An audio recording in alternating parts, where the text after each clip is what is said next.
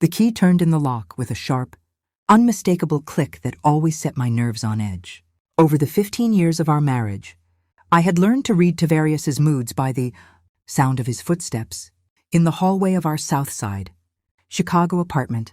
A tired shuffle meant the day had dragged on without profit. Sharp, measured steps signaled a successful repair job. A heavy tread with pauses usually preceded another lecture about money, the children, or my supposed shortcomings. But today the steps were fast, frantic, almost running, as if he were fleeing from something or rushing toward it with desperate urgency. "Giselle, get in here!" Tavarius yelled from the entryway before he had even taken off his shoes. I wiped my hands on the floral apron. I had bought back when we were newlyweds, back when I still believed in small, hopeful purchases, and walked into the narrow corridor. He stood in the middle, still in his eternal worn leather jacket, a thick manila folder clutched under one arm. Sweat glistened on his reddish-brown face even though the May evening outside was cool and damp. His eyes were wild, darting, nothing like the calm authority he usually tried to project. "To the kitchen," he snapped, brushing past me so roughly that the folder scraped against my arm. I followed silently. He slammed the folder onto the scarred, formica kitchen table with such force that it burst open. Promissory notes, contracts, receipts stamped with official seals, and photocopied IDs fanned out across the surface like a bad hand of cards. The cracked tiles above the stove seemed to stare down at the mess in judgment. Mama got herself in a bind. Tavarius exhaled heavily as he sank onto one of the wobbly stools. Up to her neck, the old fool. I poured him a glass of water. From the pitcher in the fridge without being asked, an automatic habit born of years of trying, to calm him before the storm hit. He gulped it down in one go, then set the glass back on the table with a clatter that made the dishes in the drying rack rattle. I waited. He rubbed his temples, then finally spoke again. Her friend Bernice talked her into some investment thing. Wealth Builders Cooperative or whatever they call it. Promised 30% returns every year. Mama threw everything in, her savings, her pension, even money she borrowed from Bishop. The name Bishop landed like a stone in my stomach. Everyone on the South Side knew you only borrowed from Bishop as a last resort. And you paid back on time, or you paid in other ways. "How much?" I asked quietly, already dreading the answer. Tavarius looked up at me, and for the first time in years, I saw something in his eyes that wasn't irritation or contempt. It was fear. $270,000, he said. With interest, it's already there, and it's growing every day. I perched on the edge of the opposite chair, staring at the scattered papers. Numbers with too many zeros stared back. $270,000. The sum was so far beyond anything in our world. Our dripping faucet, our second-hand furniture, our grocery lists calculated to the penny, that it felt surreal, like a joke in poor taste. Tavarius leaned forward, elbows on the table, voice dropping to an urgent hiss. "Tomorrow morning, you're going to the bank. Withdraw everything in the accounts. Every single cent." I opened my mouth to protest, but he cut me off. "You do have it, Giselle. Don't play dumb. Your mother's house money." I made some calls. The sale cleared at least $68,000. Plus that jewelry you claimed you never found. Don't lie to me. I know everything. My heart plummeted into my shoes. For 3 years I had guarded that secret. A count like a fragile eggshell, the last piece of independence I owned. The only safety net I had hidden away from him and his mother. Money from the sale of my late mother's modest house in Indiana. Transferred quietly, slowly, into an account under only my name. I had been so careful, or so I thought. "That's still not $270,000, I said, my voice barely above a whisper. "You'll get a loan for the rest. Or borrow it, or sell a damn kidney. I don't care how." He stood up abruptly, looming over me. The fear in his eyes replaced by the familiar dark anger. "Tomorrow evening, that money needs to be in my hands. All of it. Or what?" The words slipped out before I could stop them.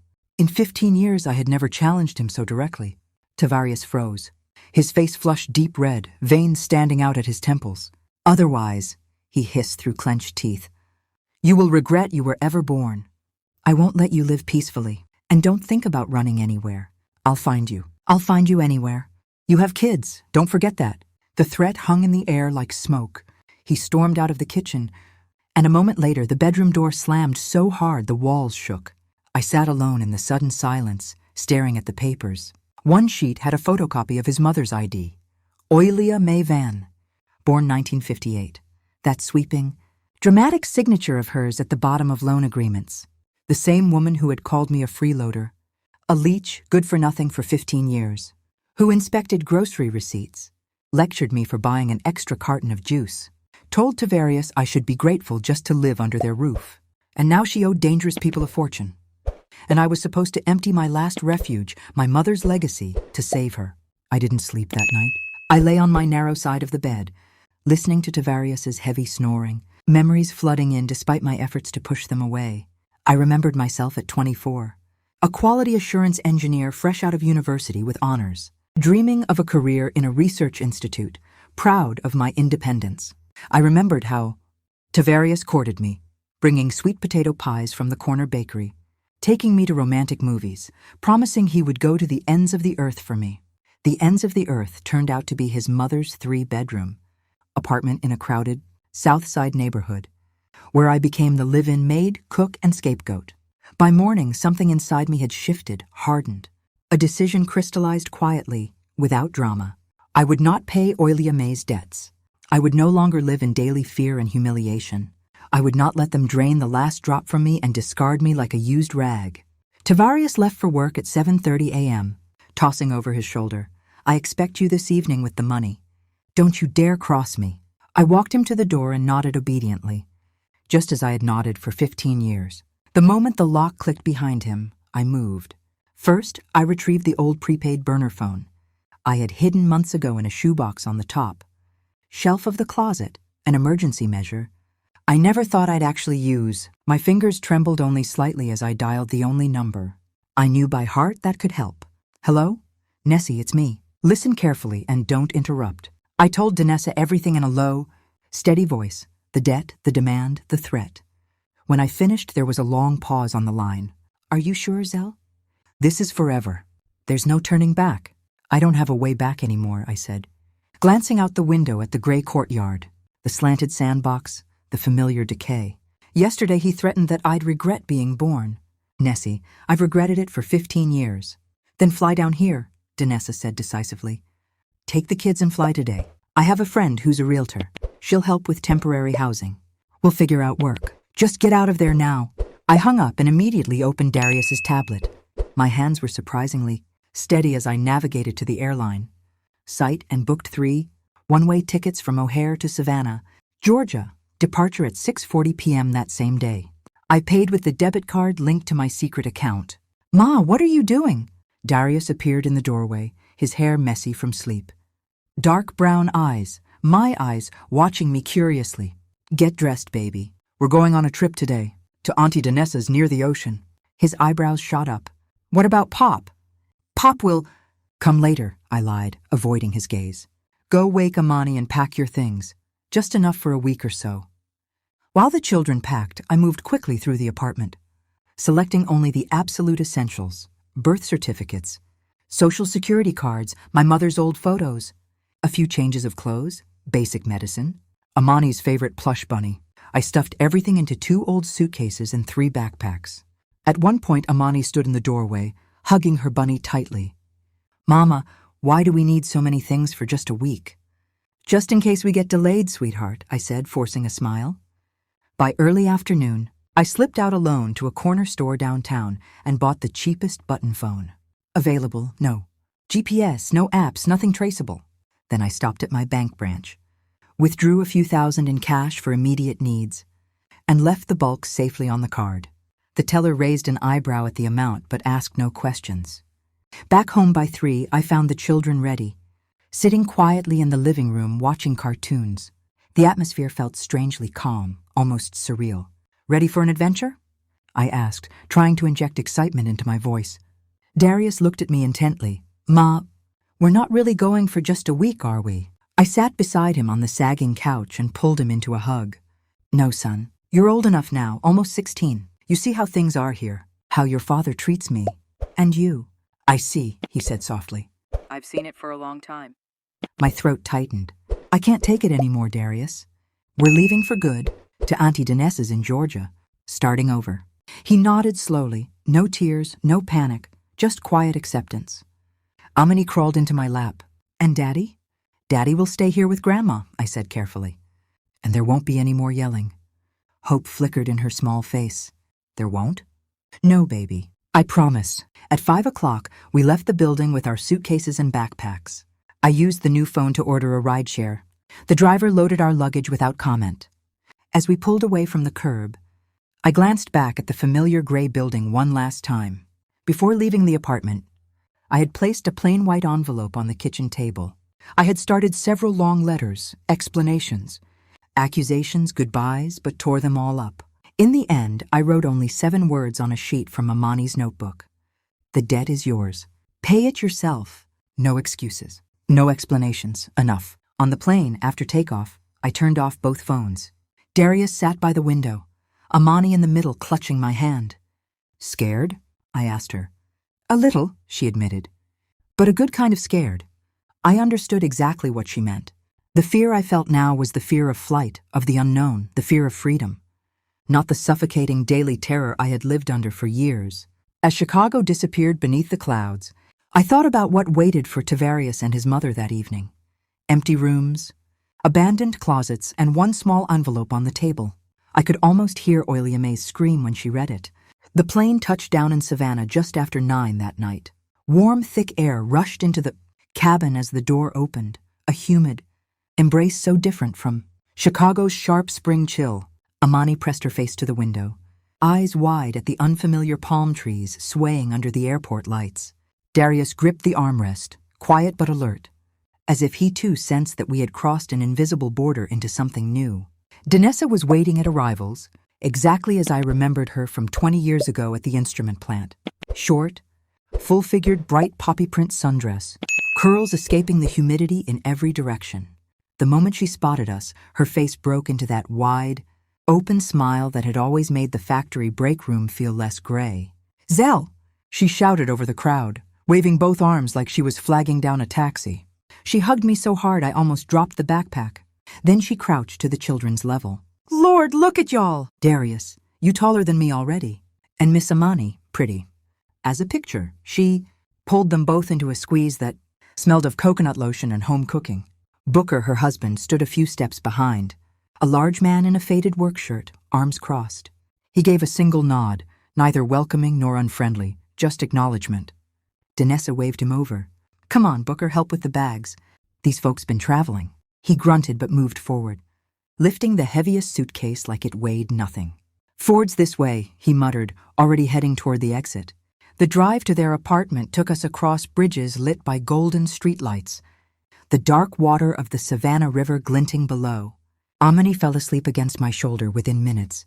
Darius stared out the window, taking in the Spanish moss hanging from ancient oaks like ghostly curtains. Danessa talked the whole way about the unseasonable heat, skyrocketing rent, how Booker's construction crew was working on new condos near the waterfront. "But don't worry," she said, glancing at me in the rearview mirror. "We got space. You stay as long as you need."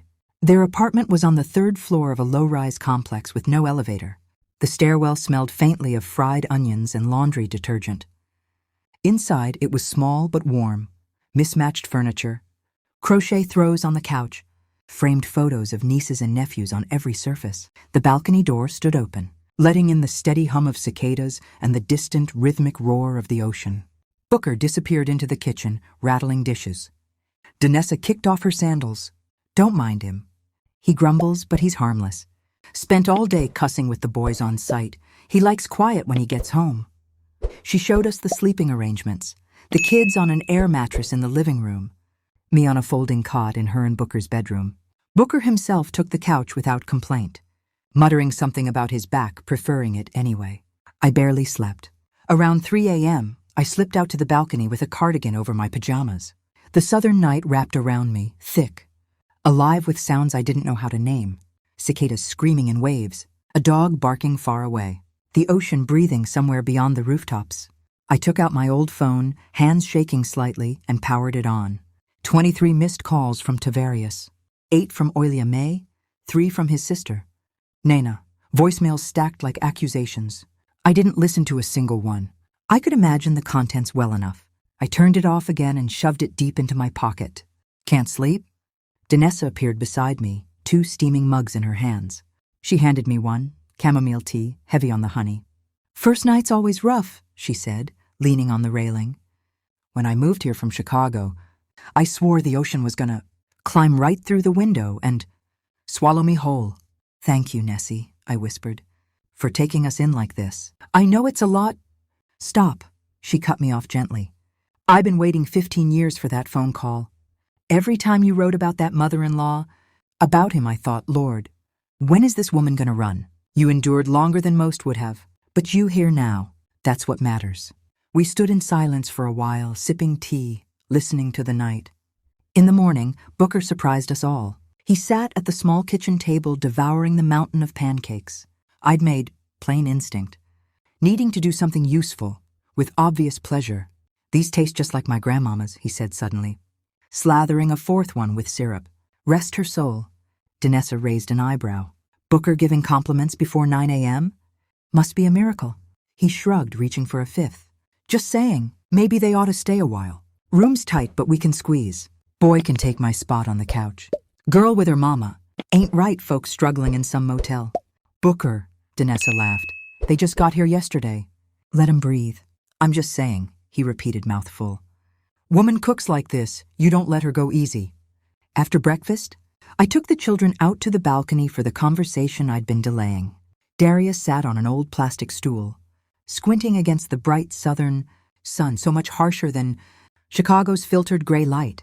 Amani settled cross-legged on the warm concrete, clutching her plush bunny. Kids, I began, crouching between them. You know we didn't come here just for a vacation. Darius nodded slowly. I figured. Back at the apartment, I knew something was different. I looked at my son, almost 16, voice deepening, the first shadow of a mustache above his lip, and felt a pang at how much he'd already seen. You're grown enough to understand, I said. You've seen how your father talks to me. How he talks to you. The yelling. The control. I can't live like that anymore. We can't. Darius met my eyes steadily. Ma, I've been hoping you'd leave for years. It was time. My throat closed. I pulled him into a hug, feeling his thin shoulders. The strength beginning to form there. Amani tugged at my sleeve. Will Daddy come get us? Will Grandma yell some more? I cupped her small face. No, baby. Daddy and Grandma stay in Chicago. Here, no one yells. No one checks what we buy or how loud we walk. We're safe. Her eyes searched mine, then she nodded and buried her face in her bunny. I like it here. It smells different. A week later, with Danessa's realtor friend's help, we moved into a tiny studio apartment 30 minutes walk from Danessa's complex. One room with peeling floral wallpaper, a kitchenette barely big enough for 2 people to stand in, a bathroom where you couldn't close the door and use the sink at the same time. But it was ours. Paid for in cash for the first month. No questions about credit history or references. Danessa dragged in an old fold-out sofa she'd begged from neighbors. Spring pokes a little on the left, she warned. But put a thick blanket over it and you won't feel a thing. First paycheck, you buy something better. The children adapted faster than I expected. Darius explored the neighborhood on foot, discovering a community center with free art classes for teens. Amani made friends with the little girl downstairs who owned a battered bicycle they took turns riding in the courtyard. I started job hunting the second day. My resume had a 15-year gap that looked like a crater. Quality assurance engineer, last position 2009. I sent applications. Anyway, metrologist, lab technician, quality control inspector, even warehouse clerk if it involved measurements, anything that might use the knowledge rusting inside me. Danessa advised, when they ask about the gap, say you were a stay-at-home mom. Husband wanted it that way. Kids needed you, simple.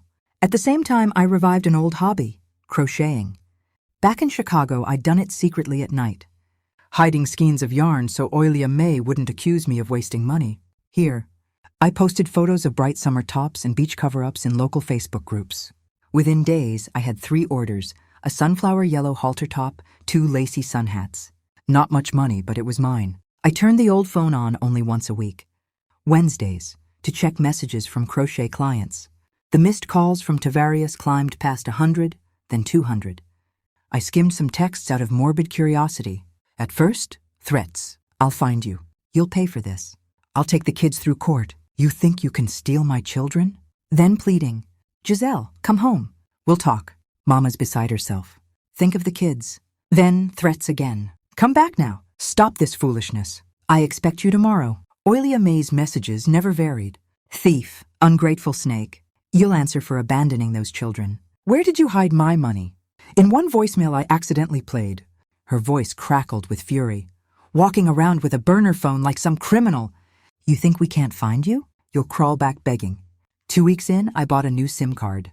The old number, and with it the direct line to my past, went silent forever. One evening near the end of the first month, an unknown Chicago area code rang on the new phone. Only Danessa and a couple of clients had the number. Giselle Van? A woman's voice, tired, apologetic.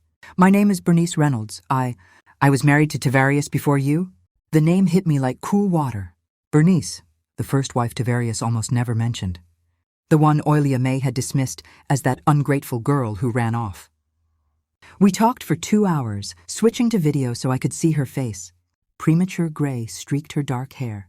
Sad lines framed her mouth, but her eyes held recognition. I saw the wealth builders pyramid mentioned in Chicago news, she said. Your mother-in-law's name came up as a victim. I thought, maybe you should know this isn't the first time. Her story mirrored mine with eerie precision. Young engineer, married young, moved into Oilia May's apartment. Immediate control, no working allowed. Receipts checked, every penny accounted for. Tavarius defending her at first, then slowly siding with his mother. She's elderly. You have to yield. She knows better. Bernice's escape had been even more desperate. She'd left with nothing while they were out, borrowing bus fare from a friend. The divorce had been brutal. Oilia May hired a sharp lawyer and painted Bernice as the abandoning spouse. She got nothing. The worst part, Bernice said quietly, is that for 20 years I blamed myself. Thought maybe I really was difficult. Maybe normal wives know how to handle mothers-in-law and I was just broken. Then I read about you leaving, and I realized it's a system. She does it to everyone. After we hung up, I sat on my tiny balcony, really just a ledge big enough for one plastic chair, and watched the lights of Savannah flicker on. The ocean murmured somewhere beyond the buildings. I thought about Darius, who had started art classes and came home with charcoal-smudged fingers and a new lightness in his step. About Amani, who told me one night, Ma, it's so quiet here. No one's mad all the time. Can we stay forever? I thought about what might have happened if I'd stayed. Darius growing into his father's anger. Amani learning to shrink herself to avoid criticism. Now they had a chance to grow straight and strong. Like young trees finally out of the shadow. 3 months after our arrival, the phone rang again, this time a local detective. Ms. Van, I'm Detective Althea Higgins, Chicago PD Financial Crimes. Your former mother-in-law is listed as a victim in the Wealth Builders investigation. But some details have come up that might interest you. She asked careful questions about family finances, decision-making, control. I told her everything, how I'd been forbidden to work, how money was doled out by list, how my documents had been kept safe for years. You're just a witness, she assured me. No connection to any business your husband ran. That's clear. I hung up feeling strangely calm. The wheels were turning far away in Chicago, and for once they weren't aimed at crushing me. That night, as I tucked Amani in on our fold-out sofa bed, she whispered, Ma, I don't miss Grandma's house anymore. I like our little one better. I kissed her forehead. Me too, baby girl, me too. Outside, the cicadas sang their endless summer song, and for the first time in 15 years, I fell asleep without listening for angry footsteps in the hall. The call came on a humid September morning. 4 months after we had landed in Savannah, I was at the kitchenette counter, measuring coffee grounds with the cheap plastic scoop I'd bought at the dollar store when the new phone rang. The screen showed a Chicago area code. My stomach tightened. But I answered. Detective Higgins had said she might need follow-up questions. Ms. Van, it's Detective Althea Higgins again. I hope I'm not catching you at a bad time. Her voice was professional, but there was a new edge to it. Satisfaction, maybe. No, it's fine, I said, lowering the flame under the kettle. What can I do for you? We've made some arrests in the Wealth Builders case. Your ex-husband was taken into custody yesterday afternoon. His mother is in the hospital, heart episode after questioning. But she'll be charged as well. The words hit me slowly, like warm waves lapping higher and higher. Arrests? I repeated. Tavarius? Yes, ma'am. It turns out the HVAC repair business he ran wasn't just unprofitable on paper. Large amounts of cash were moving through it, money being laundered for the same people his mother owed. And Oilia May wasn't simply a victim. She was actively recruiting new investors for the pyramid, taking a percentage. She was in deeper than anyone realized until the books started opening up. I leaned against the counter, the room tilting slightly. So the $270,000 demand wasn't just to pay off her debt, Higgins finished. It was to keep the whole operation afloat a little longer. When you left and didn't deliver the money, the creditors came knocking harder. That sped things up for us. I closed my eyes. All those years of scraping by, of being told we were broke, of handing over every receipt for inspection, while he was washing dirty money through the business and letting his mother gamble with other people's futures. Ms. Van, we may need you to testify eventually, the detective continued. Nothing immediate, but about the financial control in the household. The isolation, the way decisions were made. It helps establish pattern and motive. I'll do whatever you need, I said without hesitation. After we hung up, I stood motionless for a long minute, listening to the kettle begin its low whistle. The children were still asleep on the fold-out sofa. Darius sprawled like a starfish. Amani curled into a small ball with her bunny. I turned off the stove and walked out onto the tiny balcony. The morning air was thick, scented with jasmine from someone's planter downstairs. In the distance, between the roofs, I could see a sliver of gray-blue ocean. I breathed it in and felt something loosen in my chest. A knot I hadn't even known was still there. That evening, Danessa burst through the door without knocking, a bottle of cheap sparkling wine in one hand and a box of croissants in the other. "Zell, sit down, she ordered, eyes shining. Booker heard it from his cousin who still works construction up in Chicago. They picked Tavarius up right in his little office behind the shop. Full raid, masks, vests, the works, and Miss Oilia May apparently collapsed in the interrogation room. Ambulance took her straight to county. I laughed, an actual startled laugh that felt foreign in my throat. "Detective already told me," I said. Danessa popped the cork with a practiced twist. "Well, I brought celebration anyway. That man thought he could run games forever. Thought he could scare you into handing over everything your mama left you. Look at him now. We drank the sparkling wine from coffee mugs because I didn't own proper glasses yet. The children had theirs with orange juice."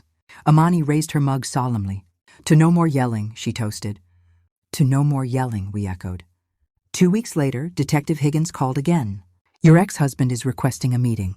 Says he'll provide additional testimony only if he can speak to you in person. It's entirely up to you, no obligation, but it could help close some gaps in the money trail." I watched a palm frond sway outside the window, its leaves like green fingers against the sky. "I'll come," I said finally. "I have something to say to him too." The visitation room at the Cook County Temporary Detention Center smelled of industrial cleaner and despair.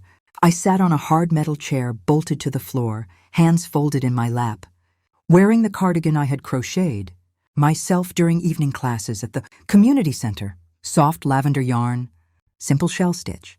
A small thing, but it reminded me who I was now. They brought Tavarius in after 20 minutes. Handcuffs, gray jumpsuit 2 sizes too big, hanging off shoulders that had lost their bulk. His face was thinner, eyes sunken, but he still tried to square up, to summon the old swagger. "Giselle," he started, voice cracking halfway through my name. "Thank you for coming. This is all a big misunderstanding. I got set up by—" "I'm filing for divorce," I interrupted calmly. "And the children will stay with me. That's all I came to say." His expression shifted like a mask slipping. The pleading vanished, replaced by something raw and ugly. "You think you're something without me?" He snarled, leaning forward as far as the restraints allowed. "You'll be back on the street. I'll get out. I'll take those kids. I'll make sure you never have a peaceful day again." I stood slowly, pushing back the chair. The screech of metal on concrete echoed in the small room. "For 15 years, I said, looking straight into his eyes. "You told me I was nothing. Turns out I'm the only one who walked away. Look at where you are. Look at where I am. Think about that." I turned and nodded to the guard. As I walked out, I didn't look back. On the flight home to Savannah, I slept for the first time in years without dreaming of footsteps in the hallway. The trial came 4 months later. I flew up again, this time with Danessa beside me for moral support. The Cook County Courthouse felt colder than I remembered. Even though outside it was a mild September day, I took the stand in the same lavender cardigan. The prosecutor, a young, black man with kind but sharp eyes, asked me to describe the financial dynamics of our marriage. I spoke clearly without shaking. How I was required to quit my engineering job after Darius was born. How grocery money was given in exact cash with a list, and I had to return receipts and change. How my passport and ID were taken for safekeeping and only returned when absolutely necessary. How every major decision, repairs, doctor visits, school supplies, was made by Tavarius or his mother. How I was forbidden to have friends over or attend work reunions. "Why did you stay so long?" he asked gently. I thought for a moment. Because I believed that was what a good wife and mother does, endures for the family. Because I was afraid of being alone with 2 small children and no money of my own. Because every time I considered leaving, I was reminded that he would find me, that I had nowhere to go. And what changed? My husband demanded I hand over every penny of my inheritance. Money from my mother's house to pay his, mother's gambling debts to dangerous people. He threatened that if I refused, I would regret being born. In that moment I realized, to them, I wasn't a person. I was a resource, and resources get used up. The courtroom was silent except for the soft scratch of the court reporter's keys. In the gallery, Oilia May sat hunched in the front row. Gray roots showed 2 inches long. Her hands trembled as she tried to adjust her old jacket. No family sat beside her, no one. Tavarius stared straight ahead, face blank. The verdict came swiftly. Guilty on all major counts: fraud, money laundering, tax evasion. 6 years in state prison, confiscation of remaining assets, permanent ban from owning a business. As they let him out, he turned toward me and mouthed something. I didn't bother trying to read it. I simply turned to the window and watched sunlight fall across the marble floor. Back in Savannah that night, Danessa and I sat on my balcony with takeout shrimp and grits. "You did it, Zell," she said quietly. "You buried him with the truth." "No," I corrected. "He buried himself. I just stopped digging for him." 6 months later, in early May, the phone rang while I was helping. Amani with her science fair project on tide pools. A rough voice thick with prison yard cadence. "Miss Van? Message from Tavarius. Says he misses you real bad. And you ought to think about the kids. You never know what can happen." My hand tightened on the phone, anger flaring hot. I didn't respond. I hung up, immediately called Detective Higgins, and gave her the number. 2 days later, she called back. We traced the call. Inmate in the same facility, recently released on parole. "Your ex paid him to make a preventative chat. We picked the guy up this morning. New charges, intimidation and conspiracy. Tavarius just earned himself an extra 18 months minimum, and parole's off the table." I exhaled slowly. "Thank you." "Don't thank me," she said. "Men like that always overplay their hand. You just keep living your life, Ms. Van. You've earned it." That summer marked 1.5 years since we'd left Chicago. I had passed recertification and started working part-time as a quality assurance technician at a small instrument plant near the port, modest salary but steady. Crocheting orders kept coming. I'd even opened an Etsy shop with Danessa's help. We upgraded to a 1-bedroom apartment, still small, but with actual walls between rooms and a balcony big enough for 4 chairs. Darius, now 17, had won 2nd place in a citywide youth art contest. His portrait of Amani staring at the ocean hung framed above our little dining table. Amani, 13, was deep into marine biology books, volunteering weekends, at the local aquarium touching stingrays and dreaming of dolphins. One night I sat on the balcony with my notebook, the one I'd started keeping as a quiet record of this new life. I wrote, "I am grateful, strangely, for that $270,000 demand. If he had never pushed that far, if the threat had stayed vague and everyday, I might have stayed forever." Shrinking smaller and smaller, greed gave me the final shove out the door. I closed the notebook and looked out at the dark ocean, steady and boundless. Inside, the children laughed over a board game. No yelling. No sudden silences waiting for the next explosion. Just the sound of a home being built, one ordinary evening at a time. 2.5 years had passed since the envelope on the kitchen table. Spring in Savannah came early that year. Azaleas, exploding in pink and purple along the waterfront by mid-February. The air thick with their sweet scent and the constant salt breeze off the ocean. I walked the riverfront alone one Saturday morning, something I rarely did. Darius was 23 now, finishing his final semester at art college in Atlanta. Amani, 19, was deep into her marine biology program, spending most weekends on internships at the Oceanographic Institute, coming home sunbrowned and smelling of salt water. The phone in my bag rang as I leaned on the railing, watching cargo ships glide past. Unknown number, Chicago area code. My pulse quickened out of habit, but I answered anyway. Old fears die slowly. Miss Van? My name is Elena. Marina Peters gave me your number. You helped her leave 2 years ago. The voice was young, trembling. The story that followed was painfully familiar. Controlling husband. Domineering mother-in-law. 2 small children, no money of her own. Terror at the thought of leaving. Come down if you can, I said quietly. We'll talk. We'll figure something out. The main thing is, don't be afraid alone. The fear passes, but life stays. I hung up and looked out at the wide, restless water. Endless. Free. Alive. Just like I was finally learning to be. 3 years of freedom had woven themselves into something solid. Something I could stand on. I had bought a small studio apartment. Nothing fancy, 1 bedroom. 2nd floor of an old brick building near the historic district. The down payment came from what remained of my mother's house money after years of careful saving and crochet income. $68,000. Had seemed small back in Chicago when Tavarius demanded hundreds of thousands. Here it was the key to my own front door. Darius called most evenings from Atlanta. His voice had deepened fully now, steady and warm.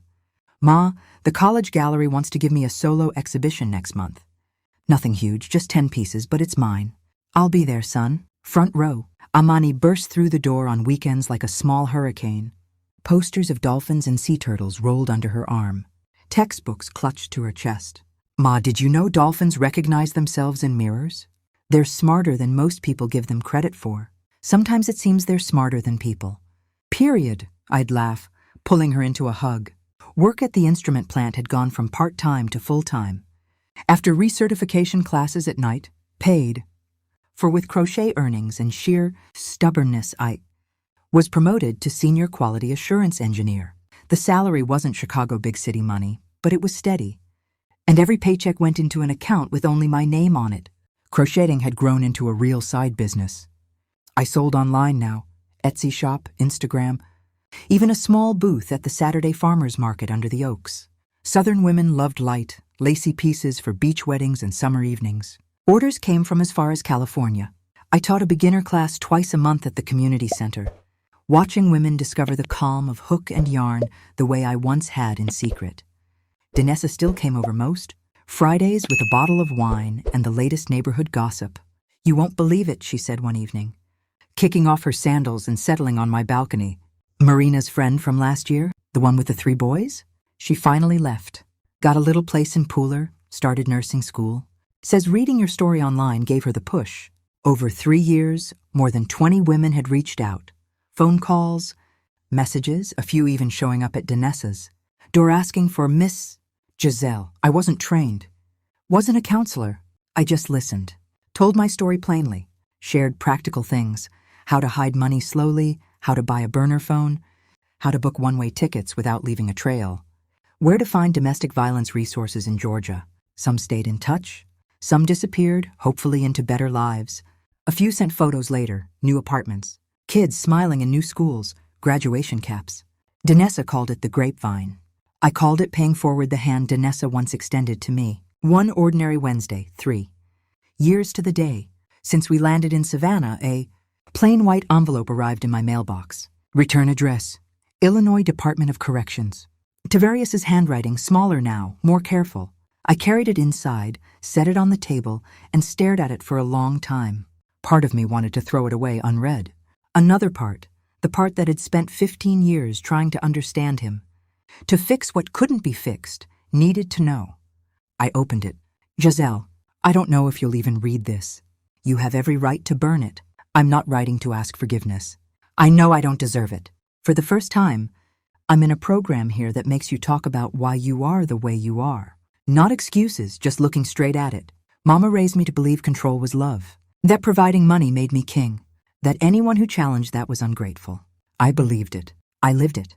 I passed it on. That threatening call after my sentencing, the one that added time, was the last stupid thing I did. Out of that old thinking. After the extra months got tacked on, something finally cracked. I stopped blaming lawyers, judges, you. Started asking why I ended up here at all. I'm not asking to come back into your lives. I know what I broke can't be glued together with one letter. I just wanted to ask, how are the children? Is Darius still drawing? Did Amani adjust to the new schools? If they ever want to know anything about me, or even just see a letter, I'll be here. If they never do, I understand. Tavarius.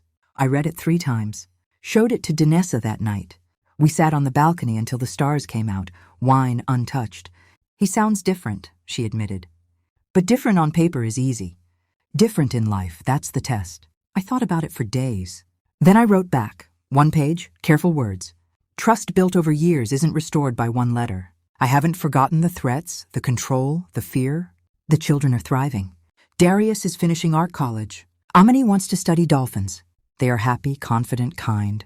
Things they couldn't fully be in that house. If you are truly changing, that is your work, not mine to judge. As for contact with the children, when they are grown and ask, it will be their choice alone. Not now, maybe not ever. That is the consequence you live with. I mailed it and felt nothing dramatic, just a quiet closing of a door. I had already walked through years ago. 5 years after the escape, life had found its rhythm. Darius graduated with honors. His first real job was as a graphic designer for an advertising firm in Savannah. He moved back home to save money, taking the spare room I had turned into a studio for him. Canvases lined the walls. The apartment smelled of paint and possibility. Amani, 21 now, had transferred to the University of Georgia's marine science program on Skidaway Island. She came home most weekends, still covered in salt water and wonder. One warm June evening, Danessa and I sat on my balcony again, larger now, with real furniture and potted herbs, watching. Fireworks from a distant festival light up the sky over the river. 5 years of freedom, she said, clinking her glass against mine. 5 years of life, I corrected. Real life. I opened my notebook, the same one. I'd started the first year here and wrote a new entry. Freedom turned out simpler than I expected.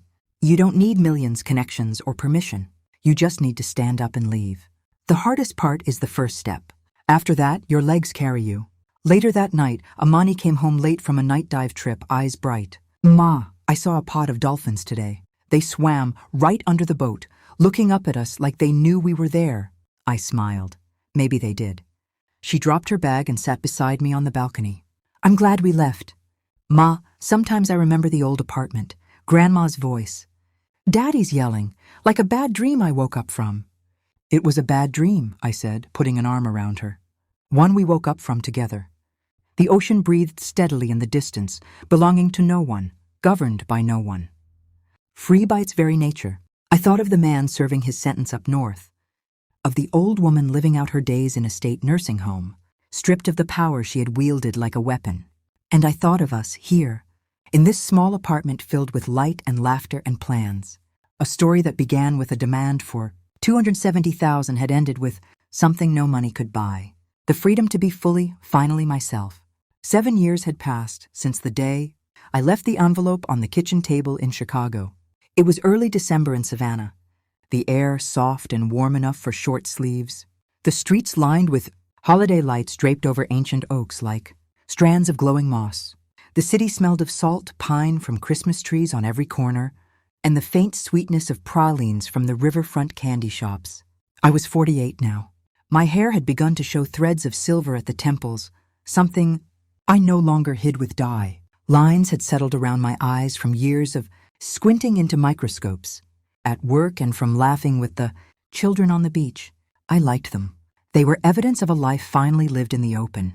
Darius, 25, had his own graphic design studio downtown, a small loft space with exposed brick and huge windows overlooking the river. He'd turned the solo college exhibition into a real career, designing album covers for local musicians, logos for waterfront restaurants, even murals for the new children's wing at the hospital. He came over most Sundays for dinner, bringing sketches to show Amani and stories from client meetings. Amani, 24, had just returned from a 6-month research stint in the Bahamas, tracking dolphin migration patterns. She was home for the holidays before heading to graduate school in California. Her skin was permanently sun-kissed now, her arms strong from hauling equipment on boats. She still carried the same wide-eyed wonder she'd had at 7 when we first saw the ocean, but it was tempered now with knowledge, scientific names, data sets, conservation plans. Our apartment had grown with us.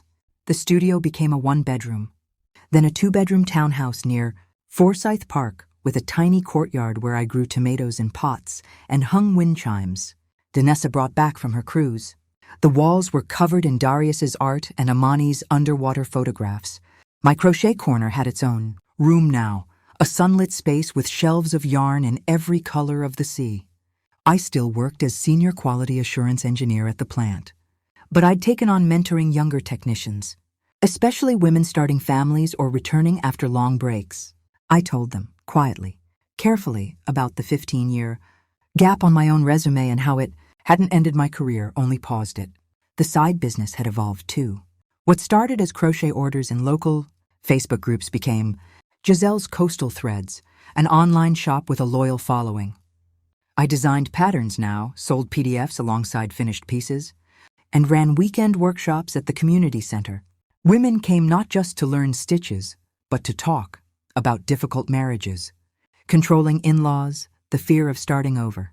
I listened more than I spoke, but when they asked, I told them my story plainly. No drama, just facts and the truth that freedom is possible. Over 7 years, more than 50 women had reached out through the grapevine Danessa started. Some I helped find temporary housing. Some I connected with lawyers who handled divorces on sliding scales. A few moved to Savannah themselves, drawn by the promise of the ocean and a network of women who understood. We formed a quiet circle, coffee meetups, group chats, emergency couches. No official name, just support. One evening in late November, a thick envelope arrived, certified mail from the Illinois Department of Corrections. Tavarius's handwriting again, but steadier now, almost elegant. I waited until the children were both home for Thanksgiving to open it. We sat around the kitchen table after dinner, pumpkin pie half eaten, coffee steaming. Darius raised an eyebrow. From him? I nodded. Second letter in 4 years. Amani leaned forward, curious but unafraid. Are you going to read it? Yes, and if you want to hear it, you can. They both nodded. I opened the envelope. 3 pages this time. Giselle, I won't take much of your time. I have 18 months left.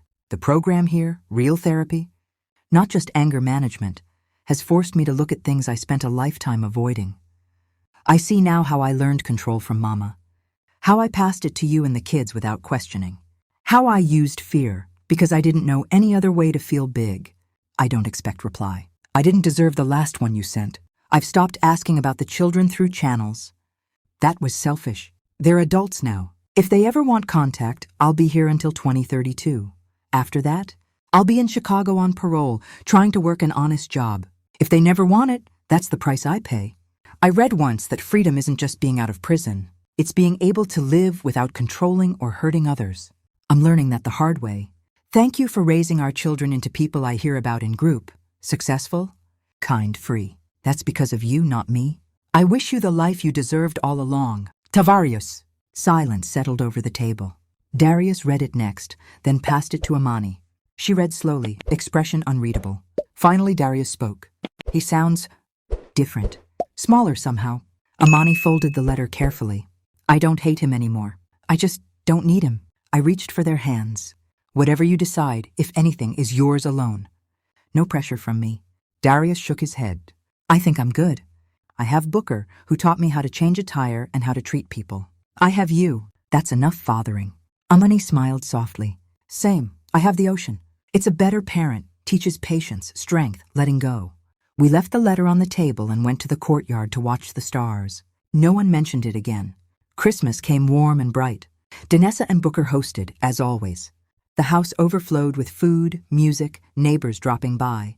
Booker, grayer now but still broad-shouldered, pulled me aside in the kitchen. You know, Zell, I wasn't sure about taking y'all in that first night. Thought it'd be trouble. But look what you brought. Life, laughter. Those grandbabies running around one day, Lord willing. I hugged him tight. You gave us a home when we had none. That's everything. Later that night, back in my townhouse, I sat on the balcony with my notebook, the same one. I'd carried through every move, every new beginning. The pages were filled now, fears, triumphs, grocery lists, pattern ideas, quotes from the women I'd helped. I turned to a fresh page and wrote, 7 years ago, I ran with 2 suitcases and 2 children, carrying nothing but fear and hope. Today, I own a home, a business, a life shaped by my own hands. My son creates beauty for the world. My daughter protects the oceans. I have friends who became family, women who became sisters. The demand for $270,000 was the ugliest moment of my marriage. But it was also the push that broke the cage. Freedom isn't a place. It's the moment you realize no one can take your choices from you again. I closed the notebook and looked out toward the invisible ocean. Somewhere beyond the rooftops, it moved endlessly, rising, falling, eroding stone over centuries, carrying ships and dreams alike. Amani appeared in the doorway, wrapped in a blanket. Ma, come inside. It's getting chilly. In a minute, baby girl. She sat beside me anyway. We watched the quiet street, the holiday lights twinkling. Do you ever miss Chicago? She asked suddenly. I thought about it. The gray courtyards, the slanted sandbox, the sound of footsteps I used to dread. No, I said. I miss who I was before fear took root. But I found her again here, stronger. Amani rested her head on my shoulder. I'm glad we woke up from that bad dream. Me too. The wind carried the faint sound of waves, steady and eternal. Somewhere far north, a man I once loved served the consequences of his choices. An old woman who once ruled through fear lived, quietly in a place where no one feared her anymore. And here, in this small townhouse filled with light and color and the people I loved most, Giselle Van lived fully, engineer, mother, maker, helper, free woman. The story that began with a threat and an envelope ended not with revenge or dramatic confrontation, but with something quieter and far more powerful. A life reclaimed, day by ordinary day. I stood up, took Amani's hand, and we went inside. The ocean kept breathing outside, belonging to no one, needing nothing, just like me.